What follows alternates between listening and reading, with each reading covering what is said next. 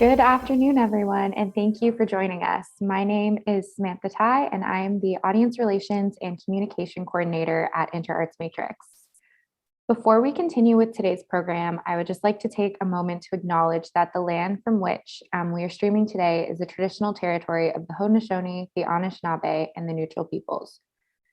The city, now known as Kitchener, exists under the Dish with One Spoon Treaty, which was originally signed by the Six Nations and the Dutch, but throughout history, other nations, including France and England, have also signed on. This treaty is made up of 3 tenets that characterize our collective responsibility: take only what you need, leave enough for others, and keep the dish clean. As a settler on this land, I am also bound to this treaty, and I recognize that I have not always upheld my treaty duties. I share this with you because we are all responsible in creating a more just future for everyone. So once again, welcome to this afternoon's X Camera Talk. For those of you who might be joining our community for the first time today, I just want to give a little background on how X Camera got started and why we do what we do. So the X Camera series began in the spring of 2019 when a group of people who were interested in the arts began gathering at Fresh Grand Cafe or the Common Studio in downtown Kitchener. They met every Friday afternoon to hear a lecture by an interdisciplinary artist or professional. These lectures were followed by a question and answer period, and then a time for people to stay in the cafe space and have lunch together, continue their conversations, and build a community. This happened every Friday afternoon until March 2020, when our gatherings shifted online. It's in this spirit of supporting artists and building community that X Camera has continued virtually since then. At the moment, we are right in the middle of a little series focusing on the projects of the 6 artist mentees who are participating in the COVOX incubator. So this incubator is made up of 2 different projects. The first is COVE, which is primarily funded by the Ontario Trillium Foundation with the goal of transmitting knowledge to the next generation of artistic directors. COVOX is a project funded by Canada Council for the Arts Digital Strategies Fund, and it builds on COVE with the goal of experimenting, developing, and sharing knowledge about digital audience engagement. Partner organizations for COVOX include Empty Space, Open Ears Festival, Numis, Studio D20, Neruda Arts, and Idea Exchange. We are so lucky to be joined by Marie LeBlanc Flanagan, who has been hosting this series. Marie works in the playful spaces between people and is especially passionate about building connections and creating community. So without further ado, I will hand it over to you, Marie, to introduce this afternoon's artist. Thank you so much, Sam, and thank you everyone for coming. I'm really excited to introduce you to Lauren Prousky today, who is going to talk about her work and her practice. For context, Lauren is a play and research-based artist, writer, and curator, many things. And she works in sculpture, fiber, zines, playful things, installations, so many different topics, and like a rotation of creative endeavors. And I'm going to see a lot of what's been going on with Lauren too today. I'm really excited to see it. Lauren, if you want to jump up and come on in. Thank you for being here. I'm going to pass the mic over to you and you can take us away. And then in the end, we'll have a question period. So if people have questions, like gather them. You can write them in the chat and I'll look at them later too, or you can just gather them in your minds. But yeah, all yours, Lauren. So excited to hear from you. Cool. Thank you, Marie. That's so nice. And thank you all for being here. All right. So hi and welcome. Thanks again to Samantha and Marie for the introductions. So my plan for the next 40 minutes or so is to take you through the evolution of my project. When we speak at the same time, we speak the same language, and talk about what I'm actually intending for it to look like and go through some of the conceptual underpinnings. So the project you probably read in the event description is an interdisciplinary and collaborative performance that takes the linguistic concept of cooperative overlapping and translates it into physical space through improvised movement, sound, video, poetry, and sculpture. So the basis for this concept is that it's been found that, at least at first, people with similar speech styles and patterns will connect more easily than speakers with different speech styles, kind of regardless of the speaker's familiarity or interest in the topic being discussed. Kind of a like, it's not what you say, it's how you say it type of sentiment. So cooperative overlapping and high involvement speaking in general, which are terms I'll unpack in later slides, it's found that they're a little more common in certain cultures than others, causing a greater, albeit completely surmountable, divide between people from different backgrounds. So the goal of When We Speak is to depict the ups and downs of a conversation. Sorry, there's a motorcycle. While ultimately celebrating the magic of highly involved, energetic communication. So some of the big questions I'm thinking about while making this work are, what would it be like to always be understood, always understand what people are saying, regardless of differences?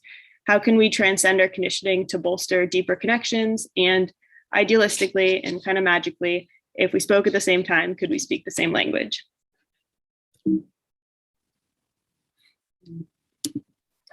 Okay, so first though, I'll quickly introduce myself. So I'm currently based in Kitchener. I'm in my studio right now. I grew up near Toronto, then I lived in Montreal for a bit to go to Concordia, and I moved here in 2017 to do my MFA at the University of Waterloo, and have not left yet. So I work in all sorts of media, like Marie was saying, although mostly now I'm focusing on found object sculpture and a lot of writing, but I also do painting, I do video work, I work with fibers and make zines, all sorts of stuff, and generally have a few different projects going at a time that are all about different topics and explore different mediums. In general, I like to say that my work is an effort to communicate interconnected narratives through the language of collections and repetition. So I'm interested in the power of multitudes and accumulation, specifically how stuff deemed extra moves, seeps, trickles, multiplies, organizes, rebels, conforms, shrinks, or expands within an established environment. So that's not to say everything I make is consciously about that topic, but rather that seems to be the sort of my kind of home base, the foundational layer and motivation. And then I build up from there and sort of delve into research and play on a specific topic. So I'm going to begin the story of When We Speak in 2019 and kind of jump through time a little bit. There's two versions of the story.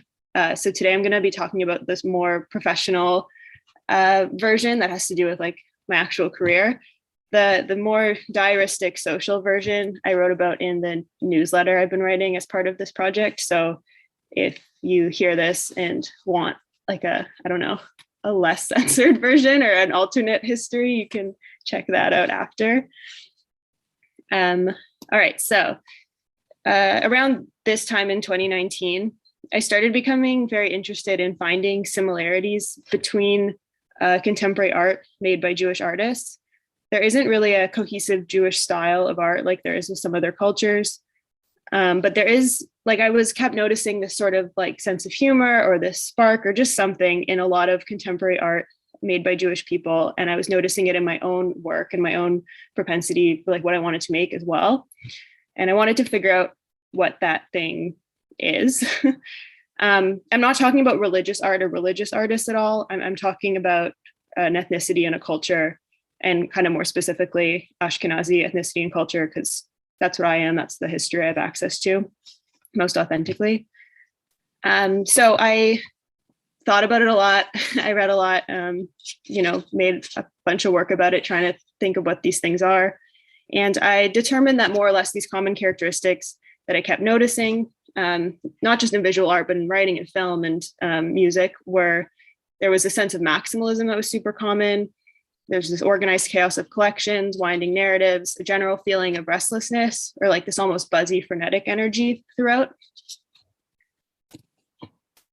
So I began, then I started thinking, okay, well, why is this the case? Why am I noticing this? And the obvious answer here is the Holocaust and the thousands of years of persecution prior to that.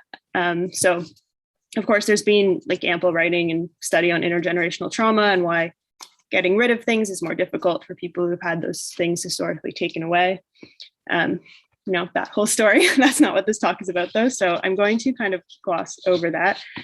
But I began making work and writing about this topic, and the resulting body of work was called To Build Tiny Monuments is to Gather What's There. So I just thought I'd include some pictures of that installation, and this was an early 2021 exhibit. So like with all my work, I tried to take on a more celebratory tone with this work and research, and kind of lift up these slight hoarding tendencies that seem to be common in Jewish households, and connect that back to contemporary art trends and my own experiences.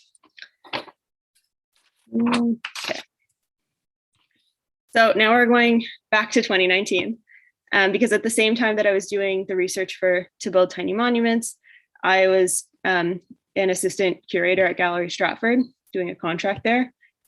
I couldn't find any pictures, but I did find this one of me being psyched about finding a Rauschenberg in their permanent collection. So I was like, yeah, it works. So part of my job there was to create a group show with contemporary artists.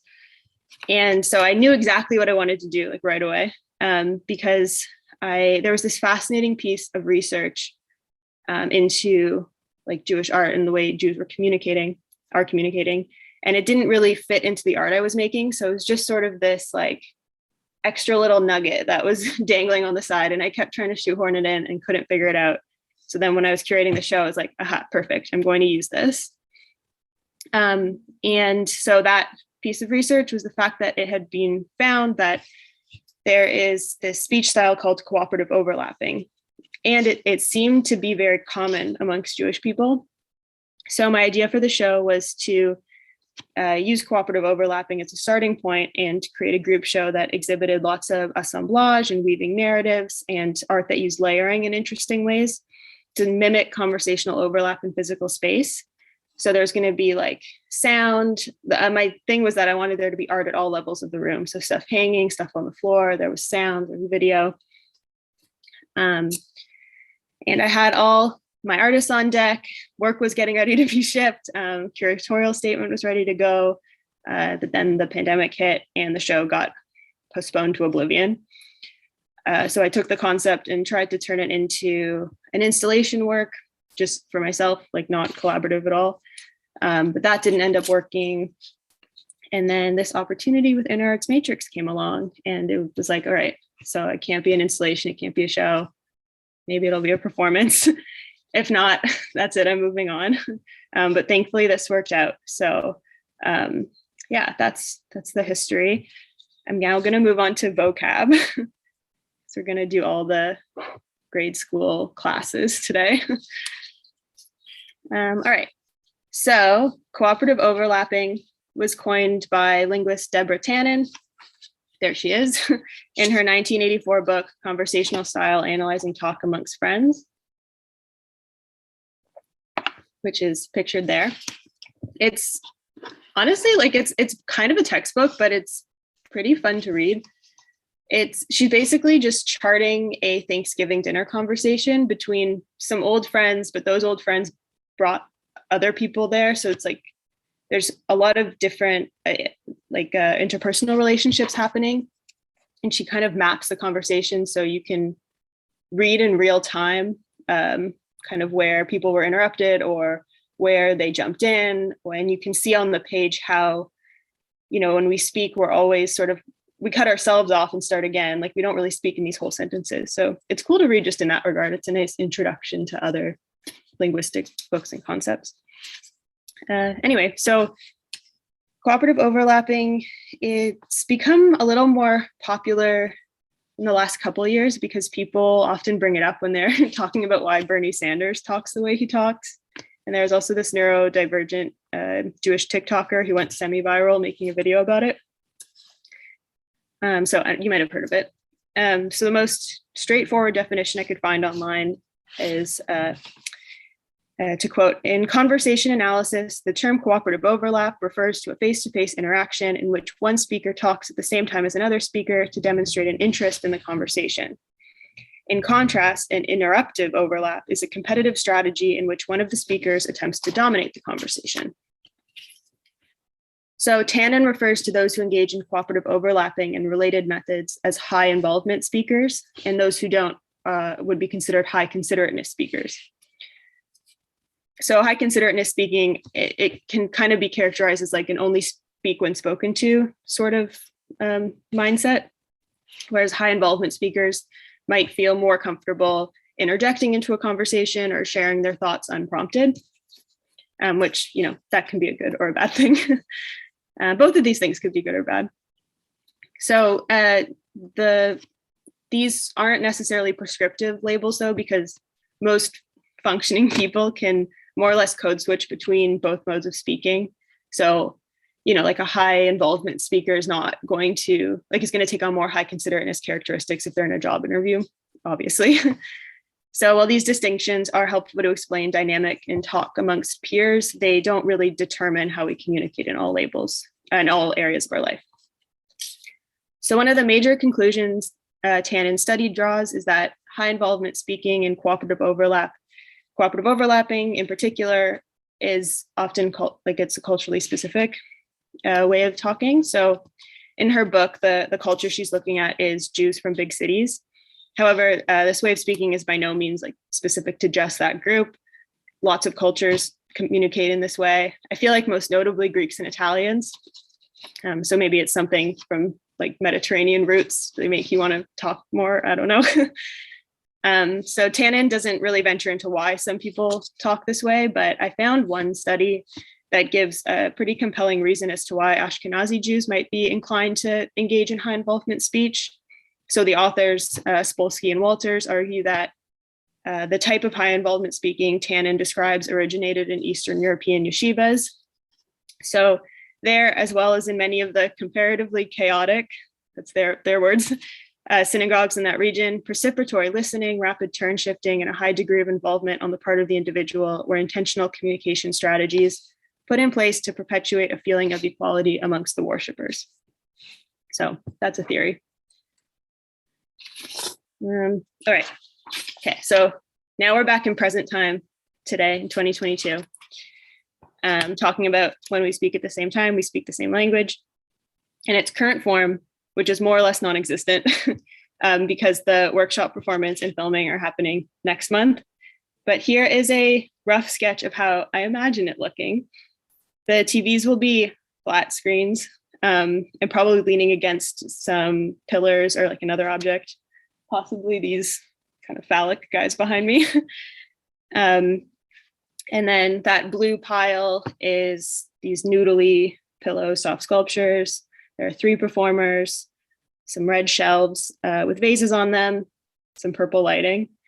So essentially what I'm doing is creating a live performance, but I'm also going to be making a video version that's slightly different because I'm going to play with the editing. There's going to be some green screen. There's going to be cutaways, like different frames around the screen, all sorts of things. So they'll have the same concept, but maybe a bit of a different vibe. And then, some of the pillows are made with green screen fabric, so that's where the green screen will come in. And then my goal at the end is to actually have 3 kind of distinct pieces of work that could hypothetically all stand alone in different arenas. So there'll be the live version, which will have all of these things that you can see on the screen now. And then the video version.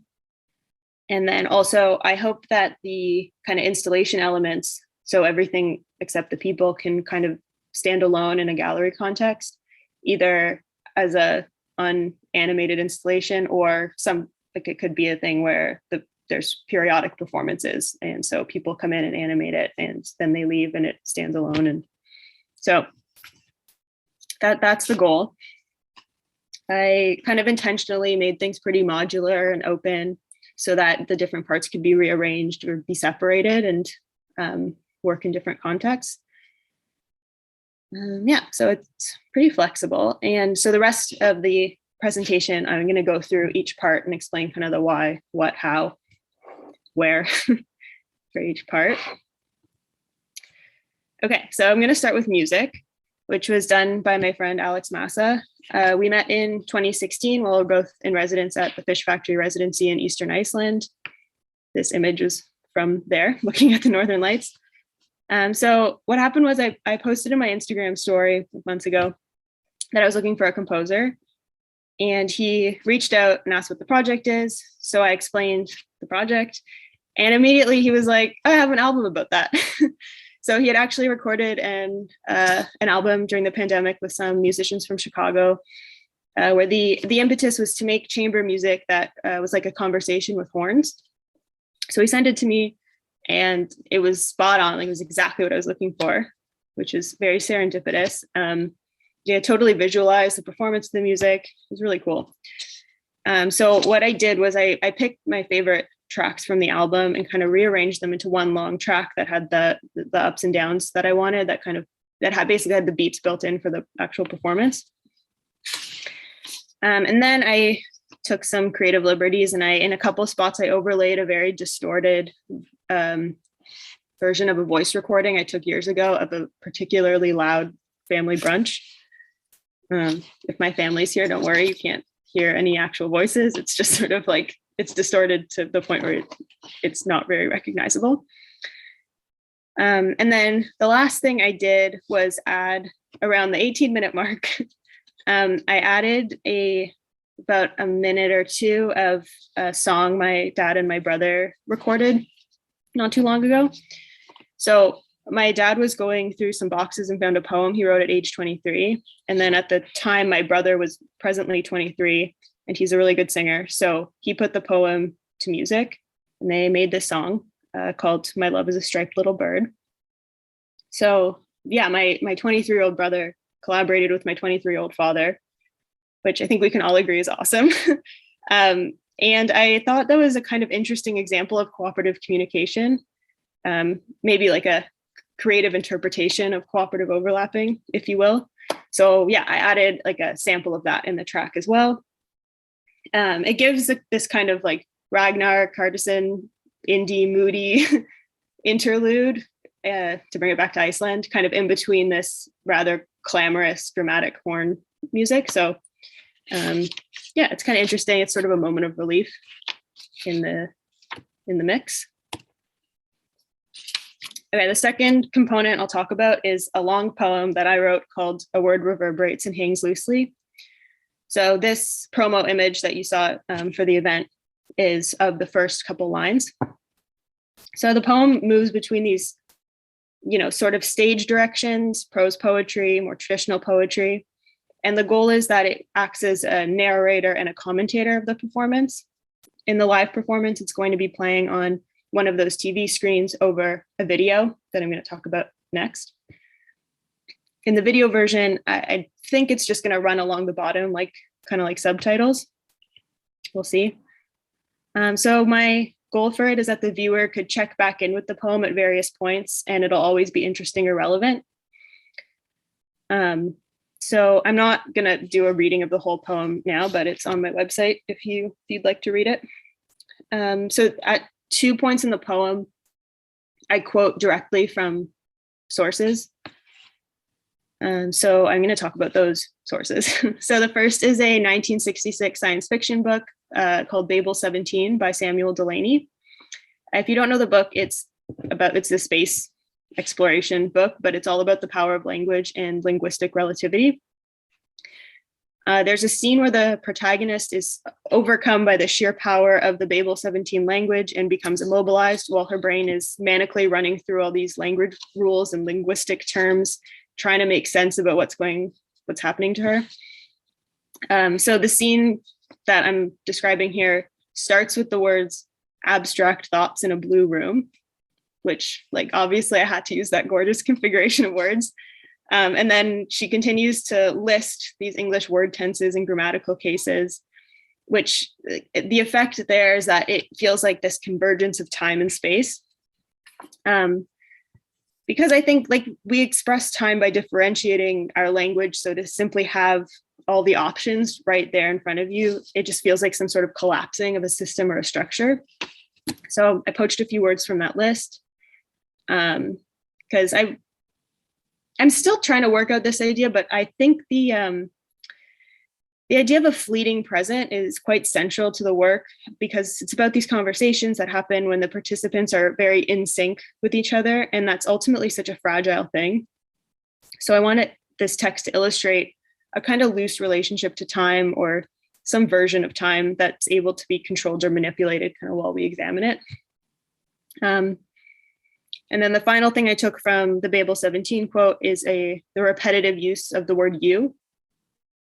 So I'll read a stanza of the poem that uses these Babel 17 quotes so you can see how I appropriated them. Okay, poetry reading voice. The present is nothing until we nail it down, attach it to scaffolding that's also a cell. Inside and around, seeping in all directions, is more of a procreation than a failure to contain. You. It's all that really matters in the present. I matter too, but not in the same way. Just abstract thoughts in a blue room, reverberating and hanging loosely, dangling still. Nominative, genitive, elative, conducive to, bouncing from vessel to vessel, and yet filling both, no deficit and no limit. Expansiveness is flexibility, pushed gently. Okay, regular voice. So the second piece of literature that I quote in the poem was a list from Borges' Celestial Emporium of Benevolent Knowledge, George Louis Borges. So that is a fictional taxonomy of animals from a satirical article about a real man named John Wilkins. Wilkins tried to invent a hyper-rational universal language in the 1600s. And to do that, he tried to order everything in the universe. And then, so each item in the order has a sound. So to express a specific thing, you combine sounds and create words. The problem here is obviously that it's impossible to order everything in the universe in any rational way. So the language didn't work, which is why it became the subject of parody for Borges and other people. So I included this list of types of animals, first and foremost, because I love it. And then I also think the absurdity of it, it ends up acting as this kind of invocation for all of the fun possibilities with language. Yeah. Okay. So I briefly mentioned that the poem that I wrote will go on top of a video, and that video is going to be by my friend Maria Simmons. She's currently in residency in rural Finland. So that's where she's going to film the video, which is pretty exciting. So the only instructions I gave her were technical things like, certain lines need to be at certain points, or there should be like a longer pause here, boring stuff like that. So it'll be a surprise to me once the video is done, see what it looks like. Yeah, she has like a really unique eye that's much different from my own, and like a very robust relationship to nature. So I'm sure the video will be fairly sublime and add a really expansive dimension to the installation. So that's exciting. And then the other video, there's 2 TV screens in the live version. The other video and another poem is going to be made by my friend Ariana Molly. So I figured since the work is essentially about dialogue, mine shouldn't be the only voice. So her poem will be playing concurrently to mine on the other screen. And her instructions from me were to respond to my poem in some way. Then for the video, I asked her to respond to the prompt, what comes together to make a wave? And I'll talk more about that prompt at the end. So, Ariana's work is more on the dark, seductive side. Like she does really high contrasts and bodies and kind of anything sensual. So I think it'll be really interesting to see how those 2 videos interact, because I'm sure that overall aesthetics will be like night and day, which I think will be really cool. Yeah, and the live performance or poem will be overlaid over the video. I think I said that. But in other contexts, like maybe in the web, like on the website or in the video version, they'll be a little more separate. Lots of possibilities. Okay, so now for the pillows or soft sculptures. I noticed that I alternate between calling them pillows and soft sculptures, so I hope that's not too confusing. There's 27 of them in total. They're all different shapes and sizes. I didn't know how to sew before this, so I did a little crash course with my friend Brenda Reed, who, if you're living in the region, you might recognize their name. They're the artists from Behind the Mask Quilt project that's kind of been touring around. So Brenda helped me. And then over 2 weeks, I pumped these all out in the Art Matrix rehearsal studio. They're all these kind of wiggly letter shapes. That's Maria Simmons lying in the pile. She helped me do like the final sewing bit. Yeah, so they're meant to reference letters without being from any discernible language. When the performers play with them, I hope it's sort of a visual metaphor for how we experiment with language with each new interaction. I think there will be a familiarity, but also a clunkiness and a sense that once everyone learns how to settle into this new way of communicating, things will be okay. They're also meant to be reminiscent of a scrawl or a kind of fleeting translation of the spoken word. So this is that kind of time play, emphasis on time again, that I'm still thinking through. So I hope it's like there's an attempt to nail down kind of spectral thing, but the wiggly formlessness means that translation can never totally work. I read a poetry collection by linguist and poet. His name is Jenny Kronovet.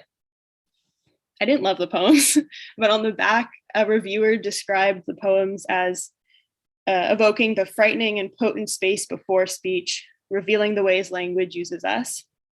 And I was like, oh, I think that's why I got this book, because I like that's such a good way to describe a project. And I hope these kind of curvy, wiggly letter shapes end up evoking something similar or function in a similar way. So during the performance, they'll get rearranged, traded, given, taken, and kind of used as a sort of shelter or barrier. They're meant to be interacted with intimately in the same way you might roll a certain word or phrase around in your mouth a bit before committing to saying it out loud. And then, so they obviously used a lot of stuffing, and I accidentally bought uncompressed stuffing. And I just thought it looked so funny in my car and in my living room, like just this like big heavy cloud that was just so in the way in all senses of the word. Okay. So the last few bits. So the performers I have on deck for this are Tess Martins, who's a performance artist. She lived in the region for a while and then moved to Montreal, but now she is back, which is exciting for everybody. Then the next one is Megan Arnold, who is a Guelph-based performance artist who's currently in the MFA program at University of Guelph. And then the third performer is Ashe Dalby, who runs Rad Riot Books here in Kitchener. And Ashe does a lot of hosting and stand-up and other work, both behind and in front of the camera. So not technically a performance artist yet. I'm super pumped to see how they all work together and what each of them brings to the piece, because it is mostly improvisation. I'm going to give emotions to portray and like kind of rough stage directions, like move this here or put that there. But there will be mostly them improvising or figuring out some way to interpret those instructions. Will all work together. That's where a lot of the collaboration comes in. So for the costumes, I hired my friend Mackenzie Belfour, who's the manager of Arabella Park, but she also makes her own clothes and does a really good job at it. So I hired her to sew up these kind of like glitzy nightgown numbers. And they're going to be like, one's going to be red, orange, one's going to be red, one's going to be burgundy. And then the only other costume thing we're going to do is kind of like big clown lips with green, yellow, and blue lipstick. And I imagine the video will do some like mouth close-ups. I'm not sure yet, but nightgowns and like giant colorful lips, something about it. It really appeals to me. So then the last part I haven't talked about yet is those red shelves. So I'm going to be lining them with these thrifted glass vases, so they're all different. And the performers are going to be filling them with red, yellow, and blue liquid out of these industrial looking 5-gallon jugs that I got from Uline. So this action is first and foremost a task that the performers can work together on and express emotion through. And I realized yesterday, actually I was talking to Sheila that, I said this just on the spot and I was like, oh, I got to put this in the performance. This makes a lot of sense. This introduction of glass and liquid on these shelves means that naturally, like one side of the stage, the performers will have to move a little more cautiously, while on the other side where there's soft pillows, they'll be able to move more freely, which I think will end up quite a neat dynamic. And then the other thing with the shelves is that they bring in this concept of cultural framing. I read this great book by linguist Michael Agar, who I think is dead. So the late Michael Agar, if he's not dead. No, he's definitely dead. Anyways, so basically in the book, it's all about cultural linguistics. And his thesis is more or less that you can never really understand a language until you understand the cultural frames that the language is spoken within, or how, you know, our various cultural frames impact how we understand our daily life. So filling up these vases is in essence creating frames or lenses in which to view the work. It's going to be performed in the round. So hypothetically, someone actually could stand behind there and like look through in the different colors.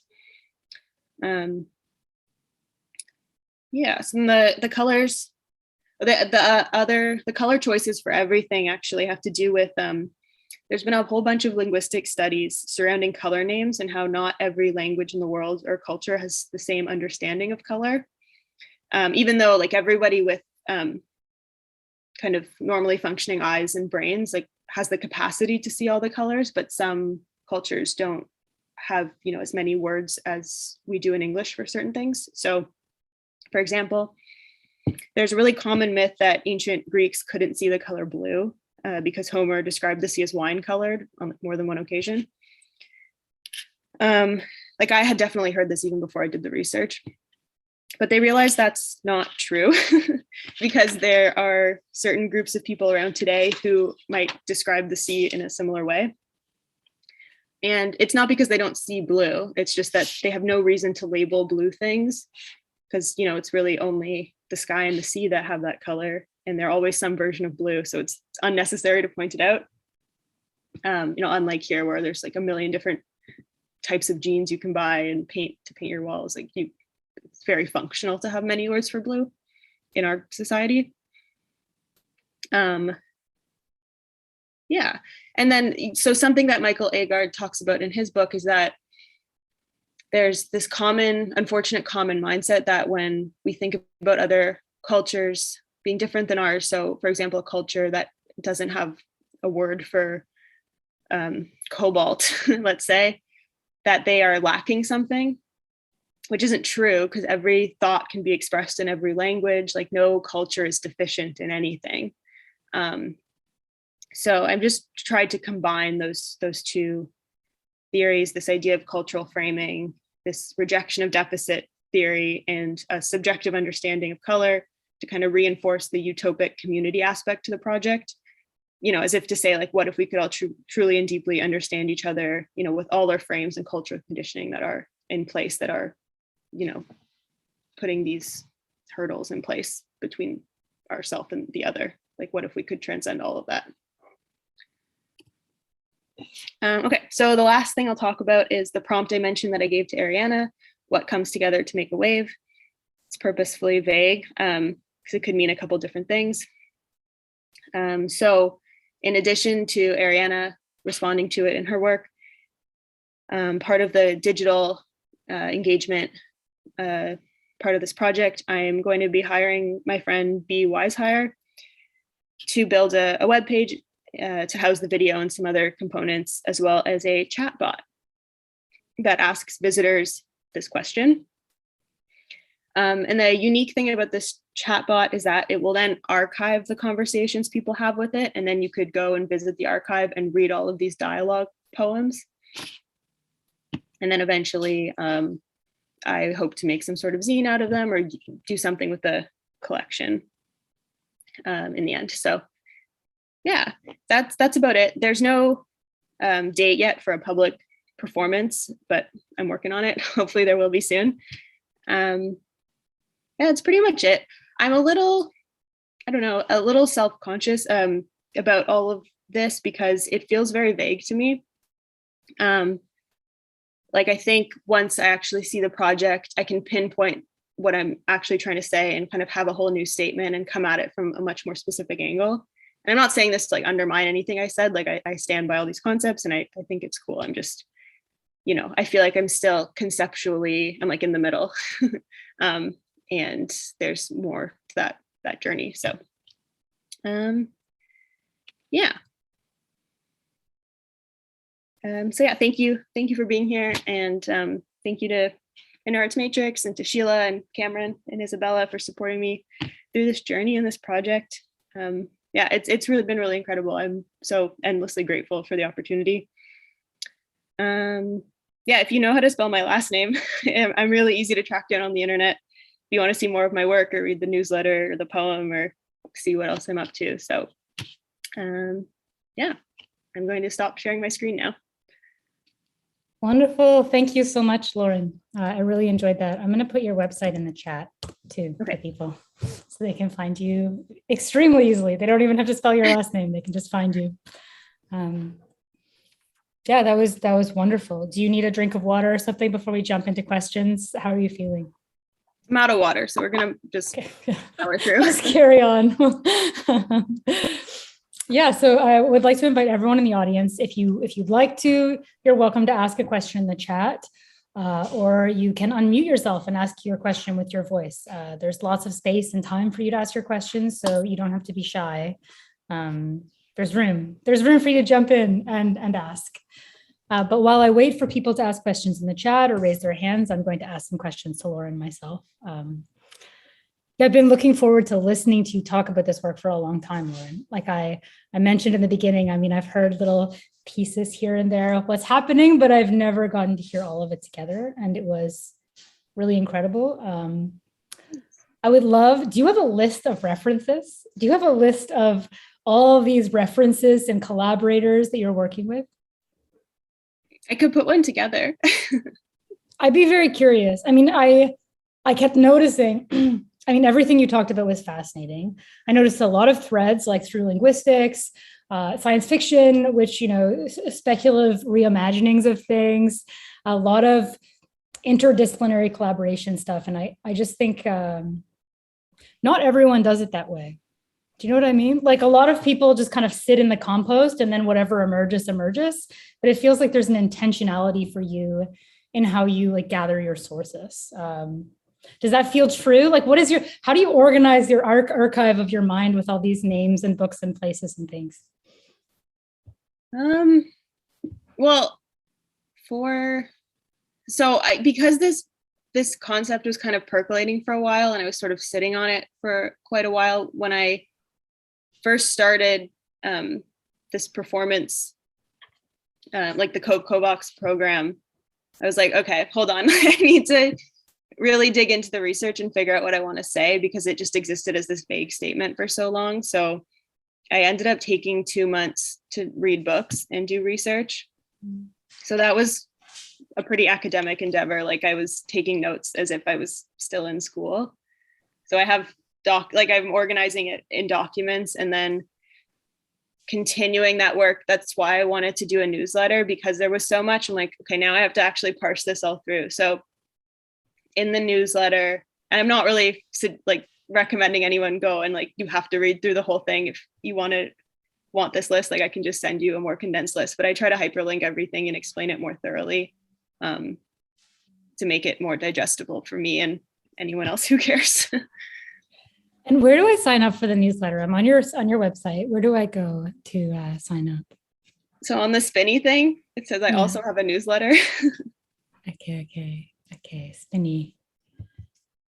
Got it. Wonderful. Yeah, I was also curious about, I have so many questions. I don't even know where to start. Okay, I feel like you've never interrupted me in my memory. And I'm curious about your relationship to cooperative overlapping. Like, are you forcing yourself to hold back? How does it feel for you on a personal level? No, I'm not forcing myself to hold back. So the interesting, like I brought this up, I bring it up so much. And in the last 2 years, it's often on Zoom. And so what the conversation that ends up happening is like, how does this play out in a Zoom room or GChat or whatever? Because you have to speak one at a time. It doesn't work to talk over each other. So yeah, in the kind of artificial talk space of Zoom, it's kind of a non-issue.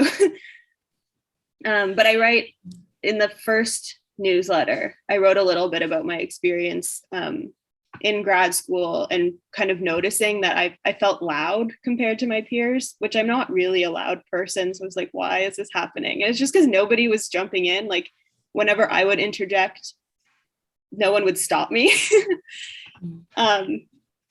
And it was such a strange feeling because I was used to being around other people who talked that way. So, you know, we would just take turns interjecting. So that's kind of how it played out in my daily life. But on Zoom, it's kind of too artificial. So in Zoom, we do have this chat, right? And so like I often, when I'm organizing events, I get people to put things in the chat so that they have permission to cooperatively overlap. But someone told me recently that if you're using a screen reader, this is actually just like a nightmare situation because the screen reader is constantly narrating this. And so it's not really cooperative overlapping. It's just complete overlapping, constant, relentless overlapping. Yeah, so that's the thing that I didn't really touch on was that it's like it's just overlapping speech and it's deemed cooperative if both people are in agreement that it's cooperative. It's not cooperative if one person is not expecting you to interrupt and then they just feel like you're being arrogant and pushy. So that's kind of the thing I'm trying to celebrate. It's when both people are on the same page and you're having this like really just electric conversation. And it's like this like quick back and forth. And yeah, I think that's just such a special thing. Yeah, me too. I mean, I actually was talking to a linguist friend about this a couple of weeks ago, just coincidentally, about high involvement and also like I think you maybe mentioned this, but like high considerateness. Like they both have like good, nice names. Like neither one is shamed for existing. That like both communication styles are valid and good. I mean, as you mentioned, but sometimes there are problems when we clash, when we encounter each other. And I feel like this is like a core theme of your piece is like getting at this clash and like maybe wishing that it wasn't there, or like trying to find a way for that clash to not be happening, for everything to be all there at once, for everyone to understand. Yeah, I mean, that's the dream, but I'm also like, that's unrealistic. So I hope in the actual performance, the sort of moments of tension illustrate, you know, like the worst parts of conversation, and then we come up from there. Like that's the narrative I'm working with. I hope it similarly to Alex's album, it's just this like back and forth, ups and downs. So it's pretty abstract, but hopefully there's some semblance of a conversation or a conversational dynamic in these abstract movements of playing with pillows and filling vases and doing all that stuff. I'm glad that you bring up Alex, because I wanted to ask about your collaborators. I mean, you have a lot of, do you know how many collaborators do you have on this project? 9? I don't know. Okay. I don't really know where the line is, like collaborator, person I hired, or, you know, person I'm working with. I don't know. Yeah, I would count all of those. I mean, there were a lot of names of people that you listed who are contributing in a meaningful, like in a deep and meaningful way to the project.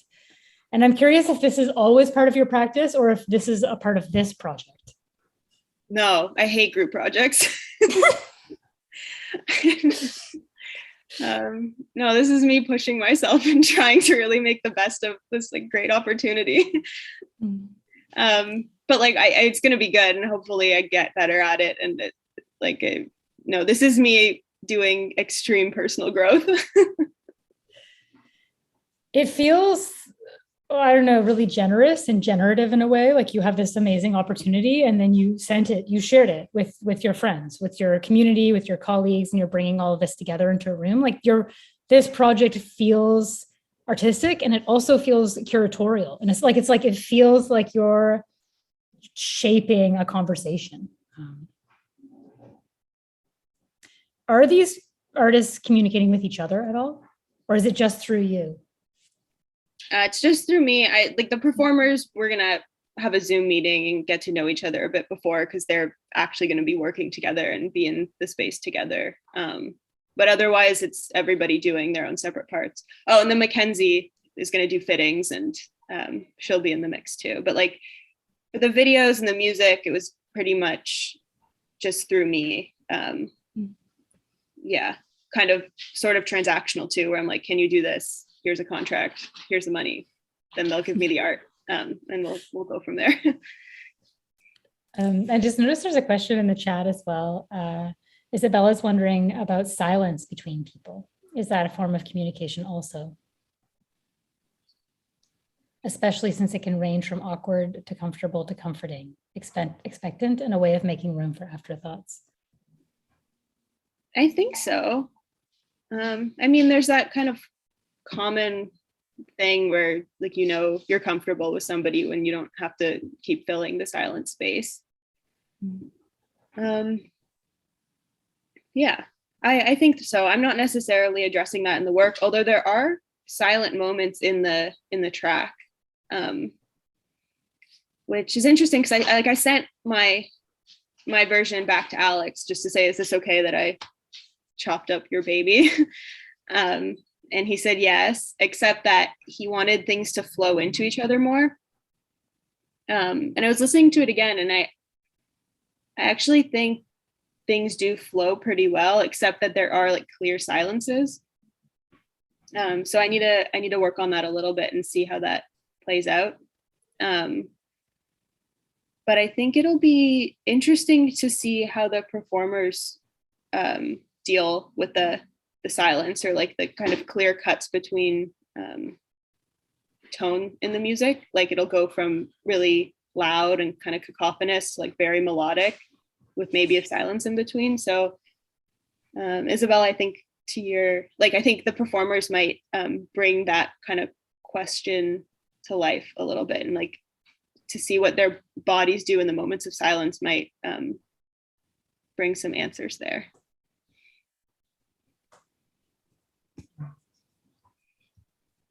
I also, kind of related to silence and overlaps, I also love this thing you said about rolling a word around in your mouth before committing to saying it out loud, as like a way of talking about these objects, these like plushy, these beautiful, like long plushy objects. Can you say more about those objects and like how you're relating to them? No, yeah, like I'm curious, like, yeah, you don't have to, you also don't have to, but I'm just curious, like, I see a photo of them. They look soft. They look like they might tangle a bit with each other. I saw a person in them. Like, are the performers going to get into them? Can I get into them as an audience member? Yeah, I'm just curious about them as like concrete objects. Yeah, my hope is that I think people will be able to like play with them and rearrange them when it's in a kind of gallery context. And so at the end, so during the performance, they're going to be like, one of the tasks is going to be rearranging them on the floor. Another one, at one point, one of the performers is going to like give one kind of coyly to the other performer, sort of like a display of vulnerability a little bit. And then the performance my plan is to have it end with the three performers like going into the pile, and then them kind of like all undulating together as like a jellyfish shape. So that's how I envision it.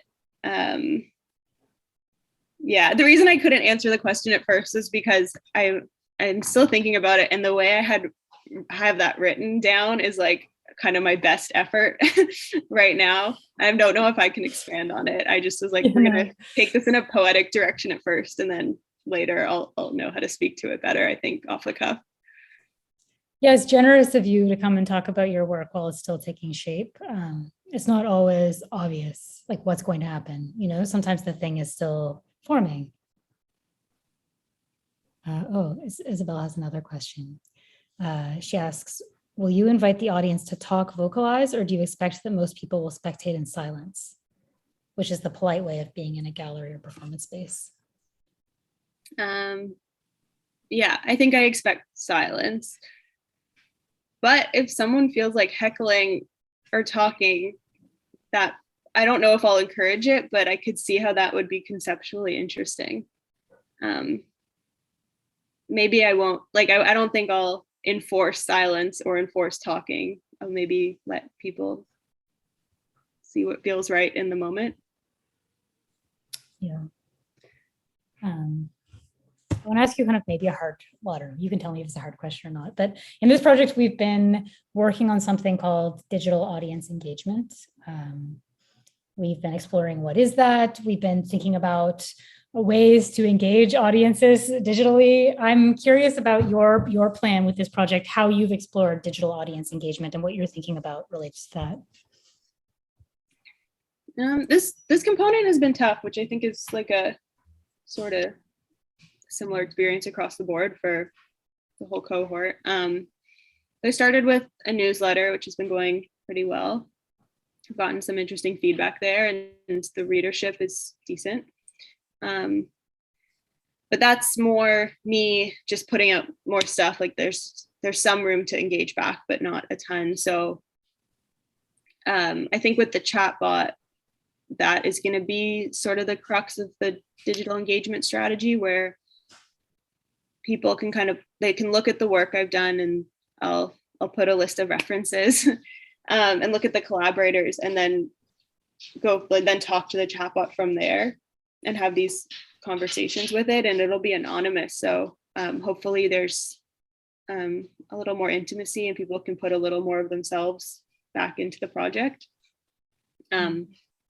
And so that the bot is going to live on a whole kind of customized web page where I'll show the other components of the project. And as we build it, there might be more room on that platform for comments or other engagement strategies. But for now, that's it.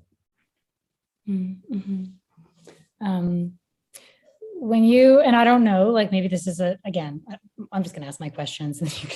But like, someone's saying thank you, they have to go, but what is an audience? Like, do you have an audience in mind for this? Are there people that you want to come experience this? Who are your audience? I really, as much as possible, I find that really difficult to wrap my head around. I don't think about that too much. It just feels like in order to do that, I need to have some sort of sense about, like, I just have to, like, that would require more self-awareness than I currently have. Yeah. I still don't really know what an audience is. Like, there's something, I don't know, like there are definitely people who have thought deeper and longer about this than me, but there's something about saying that someone is an audience that almost feels dehumanizing. Like, it's like, what does it mean to be like, aren't we all creators here? Yeah. Or something. At the same time, like, if like we're here at your talk, it would be very weird if I just started talking about my morning and my art right now. Like, I am more your audience than you are mine. And like, if someone from the chat was like, I have a question, and then they came and talked about their own art, I mean, I'm not saying it would be wrong, but it would be unusual, you know, like we do have this concept of audience that we use. But I don't know, like, I'm curious with your art, if you ever have an audience, or if you have a sense of who that is. Like, is it your parents? Is it your friends? Is it like just like an abstract other? I mean, I hope family and friends care, but it's more, it's more like the sense of an abstract other, for sure. But your family are your collaborators as well, right? I mean, so they're oh yeah, it's more than 9. they're part of the performance too. Yeah, and then like the digital element, like how do you relate to that? I mean, there's a chatbot. I love chatbots. I actually just saw someone that we worked with in the sandbox sessions is doing a free make a chatbot in your own voice workshop. Whoa. Online that's coming up. Yeah, I'm curious about the decision. Like, what is it about chatbots that is exciting to you right now? Like, why is that compelling? Well, I think the compelling part is actually the saving the conversations, which is the hard part, because it's pretty easy to, I mean, I could, as sort of like a layperson in the realm of internet art, like I could easily get a chatbot on my website right now. But what I can't do is code the conversations to get saved. Like, that's quite complicated. So yeah, I'm excited. I mean, I like my MFA thesis, a lot of it was about archives. Like I like a collection. That wasn't clear. So yeah, I'm just excited to have the archive and to have these surprise elements of people there's also something nosy and gossipy where I get to like oversee people's conversations a little bit. Yeah, so it's less the chatbot and more the possibility of the archive. I think that is exciting to me. And do people know that their chat is being archived? Yeah, that'll be clear. It's always kind of a hard thing, you know,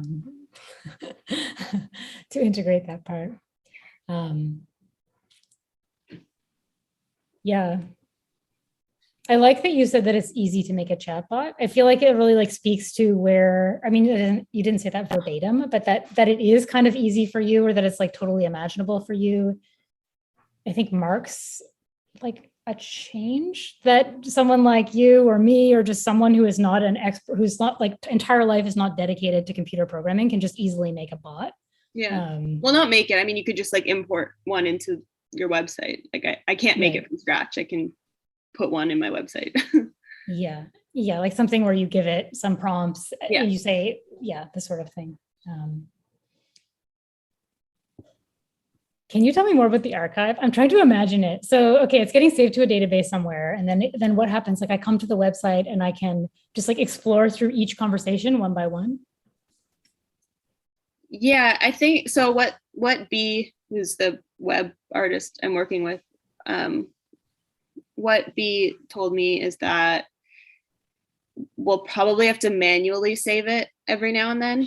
So I assume I'll have control over what the collection looks like if I want to save it by date or just have each thing their own entry. I'm not too sure at this point, mostly because I don't know exactly what's possible or what that'll be like. Yeah. I mean, you can make something that just sends stuff to a database, and then you just ask the database, give me what you got. Like more or less, like you can just do that. But it does get complicated if you're trying to do fancy things. Yeah. What else did I want to know about? Okay, I asked you about digital stuff. I'm trying to think. There is a lot of like digital work in your work. I asked about audience. Oh yeah, I wanted to ask you about engagement. Like in some ways, your work compared to all the other mentees is like one of the most community engaged, because there are so many like collaborators or employees or contractors. There are so many people like feeding their vision into this conversation. How is that feeling? You said it was growth work. Like, what is this experience been like for you? I mean, challenging, but yeah, really good. I don't know. It's hard to speak to it now because I'm so much in the middle of it. I don't know. It's been really incredible. And also it's just, it's so fun to be able to bring these people on board. And I don't know, I'm anxiously awaiting what they do with it. It's been awesome. I don't know, like part of me is like, well, I could just do this. I could figure out how to make a chatbot. I could figure out how to make a video. So that's strange, but I don't know, liberating. I'm just sort of trying to go with the flow.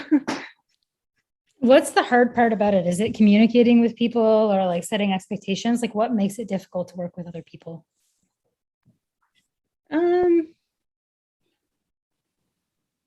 It's vulnerable. Like, I think my mode of working is that I just, I want to just sort of squirrel away, make the thing, and then I'll like present it to the world. Yeah. So it's,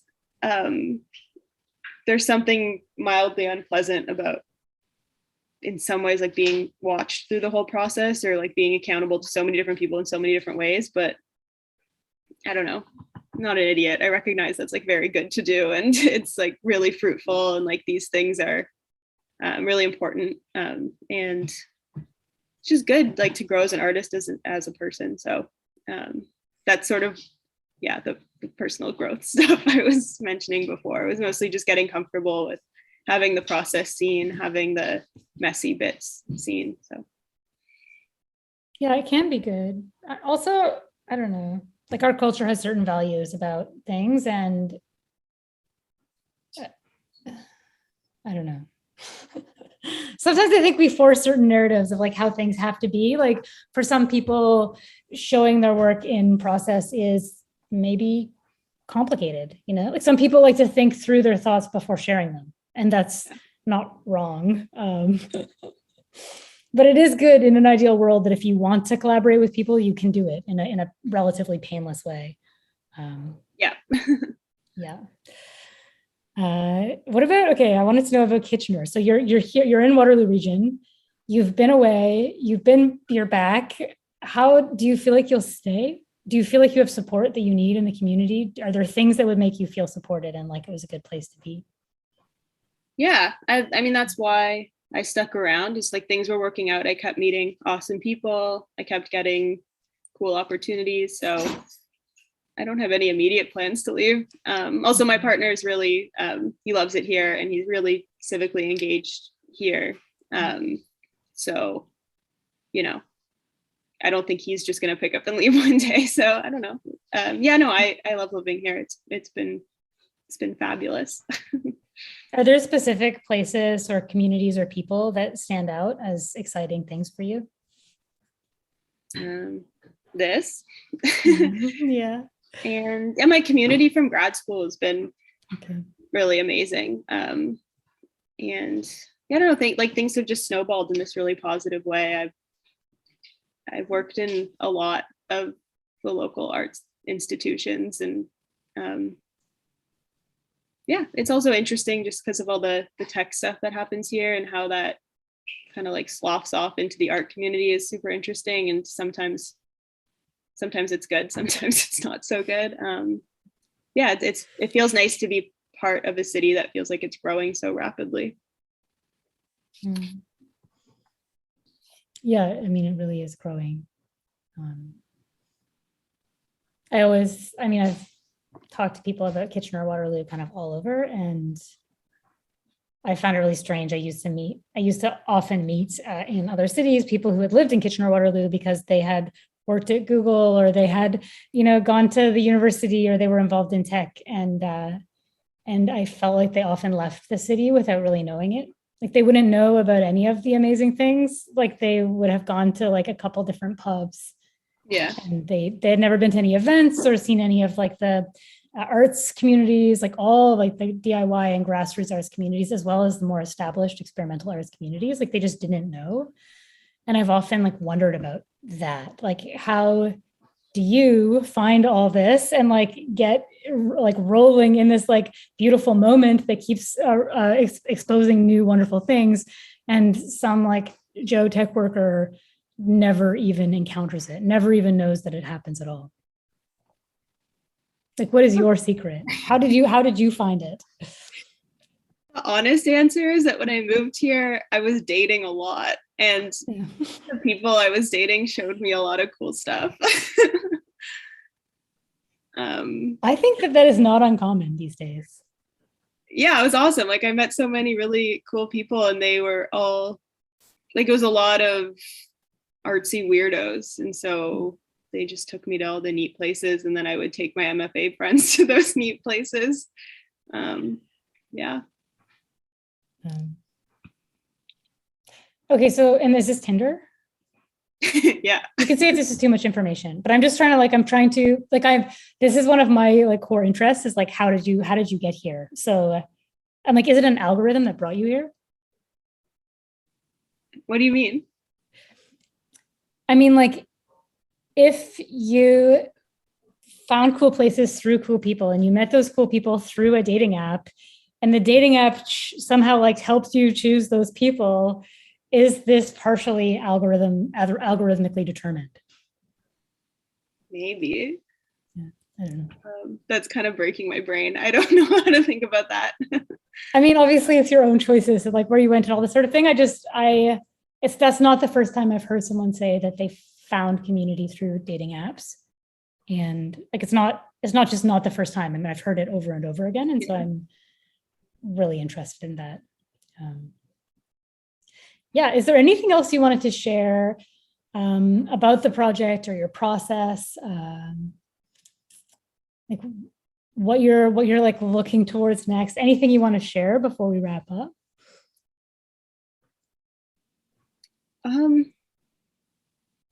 No, not really. I think, yeah, I'm excited to see how it all comes together. And yeah, I'm at kind of a weird moment now where I'm nearing the end of like all the prep work I need for that week in June where we're just going to go hard and make it happen. So yeah, it's been good.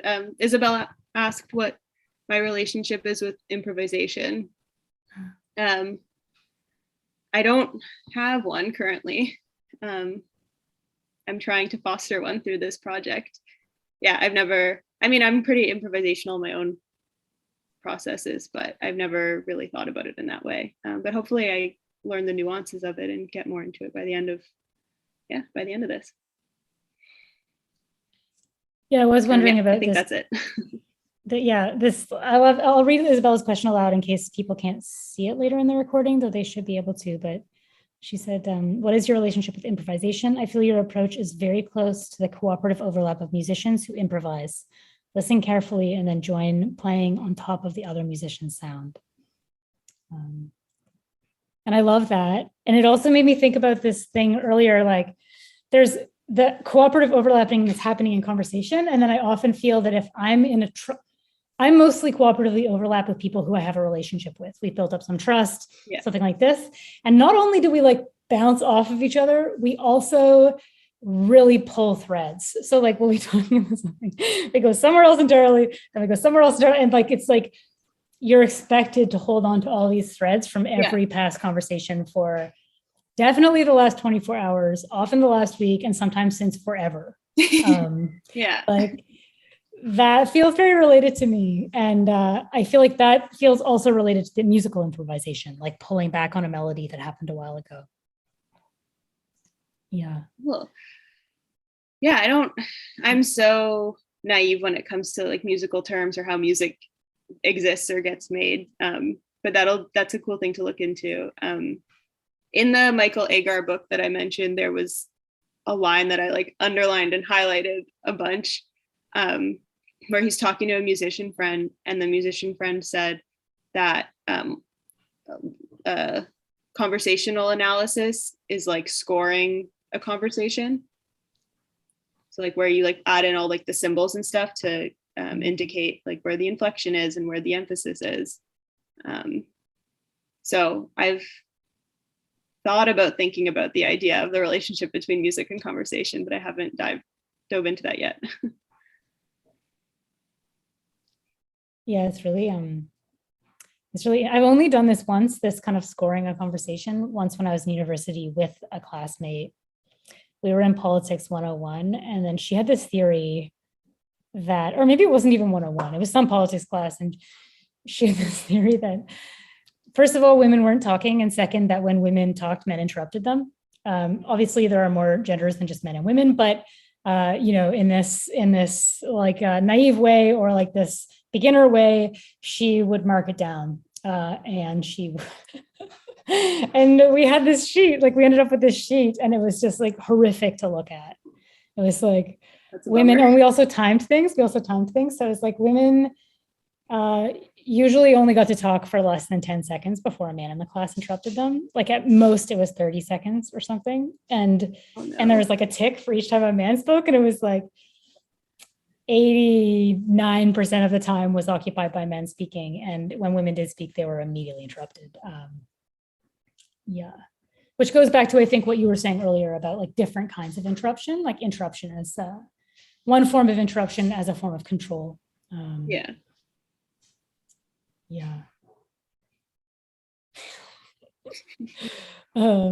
Isabella has one more comment.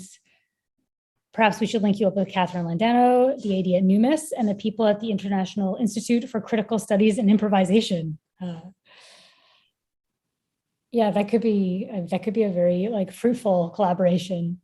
I also wanted to mention I loved thinking about your work in the context of Borges. Like it really was interesting for me. It made a lot of sense. Thank you. Yeah.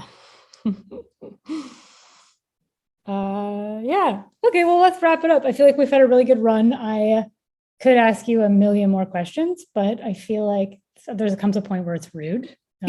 Like, I know it's my job to ask you questions, but also, yeah.